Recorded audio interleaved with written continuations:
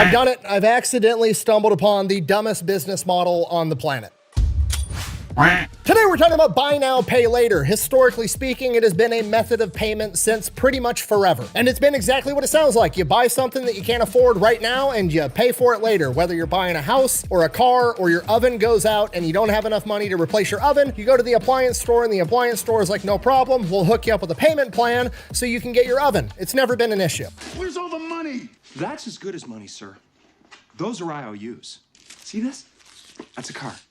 Might want to hang on to that one. But in the past couple of years, apparently flying under my radar, a bunch of tech bros have gotten together and said, you know what, we should take this method of payment and turn it into an entire business model. And it is not only the dumbest business model I've ever seen, it's almost unironically evil. Like if you were to take a cabal of evil economists and put them in a think tank and tell them they need to come up with the dumbest way possible to crash the economy, this is what they would come up with, and we're gonna get into it. All right, moment of transparency. I had no intention of making this video. I didn't even really know that these companies existed or how they functioned until recently. I went to order something off of DoorDash, a pizza for me and the family, and I was presented with payment options. Those were Apple Pay, a credit card, or Klarna. And for whatever reason, on this particular day, I said, what the fuck is Klarna? So I clicked on it. I was then presented the option of making an account with Klarna, and then I would be allowed to make 4 easy installments to pay off my pizza. That is without a doubt the dumbest thing I've ever heard. To which I immediately said to myself in my head, that's stupid. I'm not about to finance a pizza and a private chauffeur to deliver it to me. I hit back and paid with a credit card, but then I was like, well, wait a minute. I technically did just finance a pizza and a private chauffeur to bring it to me because I paid it with a credit card, right? I'm buying it now and I'm gonna pay for it later when I pay my credit card statement off at the end of the month. So what the fuck is the difference between Klarna and a credit card? So I looked into it, and guess what the difference is between Klarna, Afterpay, Affirm, all these buy now, pay later tech companies, and a credit card? Basically nothing. Credit cards are regulated. These companies are barely regulated, and they're nowhere near as regulated as a credit card. Same, but different. But still same. Now, obviously, these tech companies insist that they are different from credit cards. That's why they're not getting regulated as credit cards. So let's just go ahead and go over both and see if we can see any difference whatsoever. Credit card companies primarily make money in 2 different ways. One, if you don't pay off your balance at the end of the month, they charge you like 26% interest, and they make money off of the interest. Okay, pretty straightforward. Everybody understands that. Way number 2 credit cards make money that less people understand is they act as a payment processor. So what that means is every time you swipe your credit card at a store, they are going to charge the retailer between 1% and 3% of the total purchase amount every single time you use your card. So if you go to Walmart and buy $100 worth of groceries, Walmart is going to end up paying $3 for that 3% of a processing fee. And then if you don't pay off your bill, they're going to make interest on top of that. Those are the 2 ways that credit card companies make money. Now, Klarna and all the other buy now, pay later companies are totally different because they make all of their money off of processing fees, but instead of charging 1% to 3%, they charge 3% to 6%, aka double what a credit card charges. And then they give you a 0 interest loan for 30 days. And if you don't pay it off, then they start charging you interest. It's the same thing as a credit card. They're the same picture. They even have a Visa card that you can put in your wallet and take with you to do this as much as you want. So why the fuck isn't it regulated like a credit card? Well, you see, a credit card is a revolving line of credit. That means you've got a $5,000 limit. You can spend $5,000, you pay it off, you can spend $5,000 all over again. When you use Klarna, Klarna isn't giving you access to a line of credit. They're giving you an individual loan. So if you get on DoorDash and use Klarna to pay for a burrito, Klarna is giving you an individual loan for said burrito.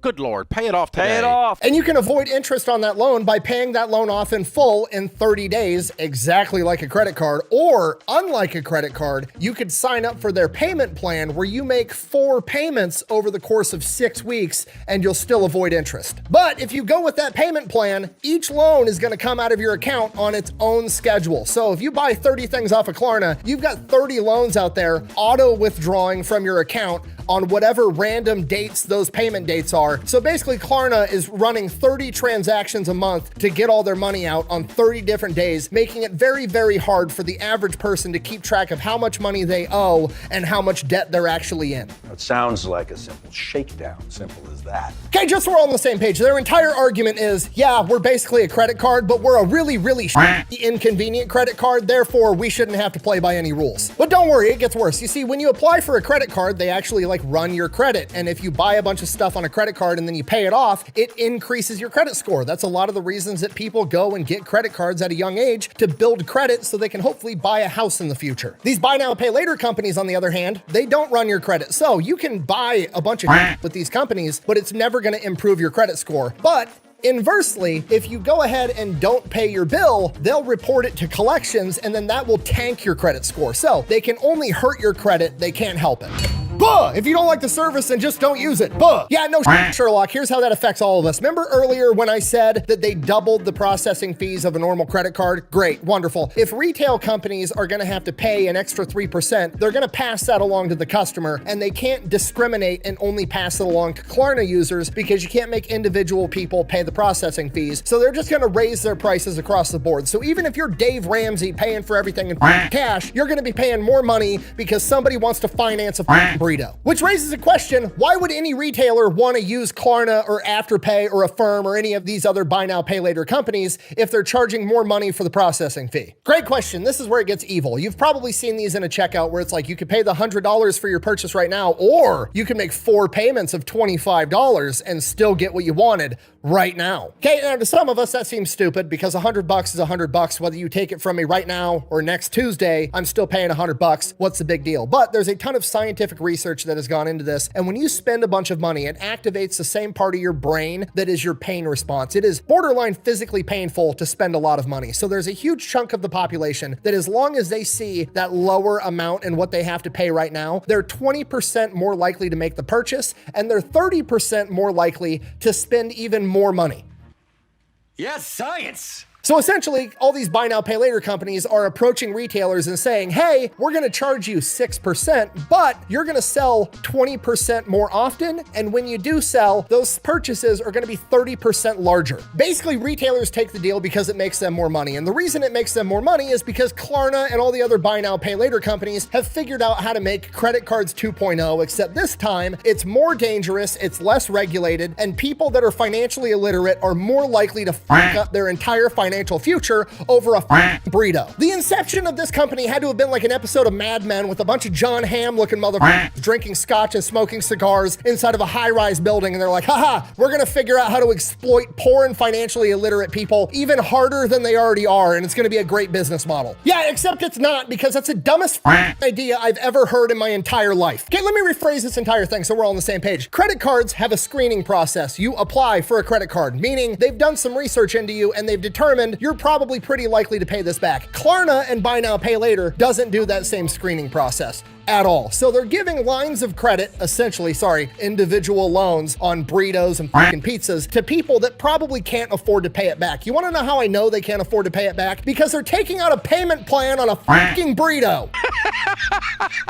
And you're never gonna believe this, it's not working out for them. Q1 of 2025, they posted a $99 million loss, and they have no idea why, because guess what? The people that were financing DoorDash and a bunch of other dumb shit aren't paying off their bills in time. Shocking. Unbelievable. I would pay so much money to see the CEO of Klarna have a sit down with Warren Buffett and try to convince Warren Buffett to have Berkshire Hathaway invest in Klarna, as he explains to him in detail that their business model is to sell payment plans and loans for Chipotle burritos. It would be fantastic. These companies literally broke level 1 of capitalism. Capitalism can be described as you identify a problem, then you solve the problem and sell the solution. Klarna, on the other hand, came along and was like, okay, I think I've identified the problem. Poor people don't have any money. What if we made it easier for poor people to have even less money? Perfect. Everything. That's not fixing the problem, it's making it worse. Imagine if a plastic surgeon in Miami figured out a way to help women with flat asses have even flatter asses. He would go out of business. Klarna, on the other hand, is trying to IPO for $15 billion, okay? IPO means initial public offering. Basically, they're gonna open this up to the stock market and let people invest in the company. And the shit part, because it's the tech sector and everybody thinks that the next tech company is gonna be the next Apple or the next Tesla, they're probably gonna get a metric ton of money, and a ton of investors are gonna come. Bye-bye. How'd you do that. Okay, if you're not picking up what I'm putting down, they're about to get a bunch of people to invest in what amounts to subprime burrito loans, and it has the potential to crash the entire economy, right? This is what happened in 2008 with the housing market. What happened in 2008? A bunch of banks were giving out subprime mortgages. Subprime, meaning they're giving a mortgage to somebody they know probably can't afford it. And guess what happens when people can't afford it? They don't afford it, and then they end up not making the payments. They foreclose on the house. That happens too much, and it ruins the entire housing market and the entire economy as a whole. You're completely sure of the math. Look at him. You notice anything different about him? Look at his face. That's pretty racist. His name's Yang. Yeah, I'm sure of the math. Actually, my name's Jiang. But at least when the housing market crashed and the bank foreclosed on a bunch of houses, they still had the houses that they could turn around and sell to somebody else. Granted, they weren't going to get all their money out of it because the price of houses fell to the floor, but at least they had something left over. How the f*** are you going to foreclose on a DoorDash order that somebody ate 9 months ago, okay? You going to go repo a turd? I can't believe I live in a timeline where I'm legitimately concerned that one day I'm going to wake up and see the news headlines reading, subprime DoorDash order bubble bursts, crashing economy. Could the government step in right now and regulate them as credit cards like they should be regulated and fix the entire problem? Absolutely, they sure as could. Unfortunately, my entire government and every politician is 7,000 years old and too technologically illiterate to understand what the problem even is. Does TikTok access the home Wi-Fi network? What? How do you sustain a business model in which users don't pay for your service? Senator, we run ads.